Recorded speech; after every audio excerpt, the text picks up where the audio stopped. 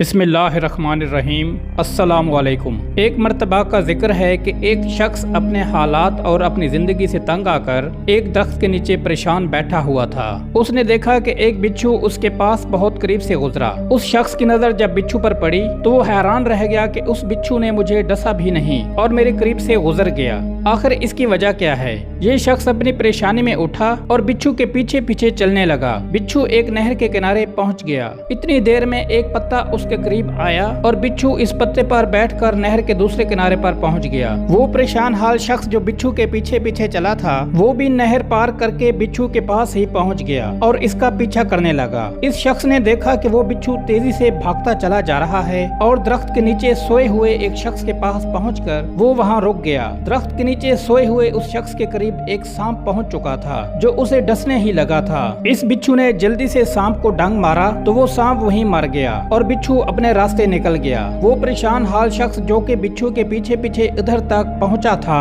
उसने सोए हुए शख्स के पांव पकड़ लिए और उससे कहने लगा कि आप तो अल्लाह के बहुत बड़े बुजुर्ग हैं, आप अल्लाह के बहुत बड़े वली हैं। वो शख्स बहुत परेशान हुआ और कहने लगा कि आखिर हुआ क्या है। तो बिच्छू के पीछे पीछे आने वाले उस शख्स ने उसे सारी बात बता दी। तो उस शख्स ने इस परेशान हाल आदमी से कहा कि मैं कोई वली नहीं हूँ बल्कि मैं तो एक यहूदी हूँ। इस परेशान हाल शख्स ने यहूदी के पांव छोड़ दिए और अल्लाह के आगे सजदा रेज हो गया और कहने लगा कि ए अल्लाह, तू एक गैर मुस्लिम को बचाने के लिए इतना बड़ा निजाम चला रहा था और मैं अपने छोटे छोटे मामलात के लिए परेशान हुआ बैठा था। अब यकीनन मेरी आंखें खुल चुकी हैं और मैं जान गया हूँ कि जब मेरा रब मेरा कारसाज है तो मुझे इन परेशानियों पर परेशान होने की कोई जरूरत नहीं है।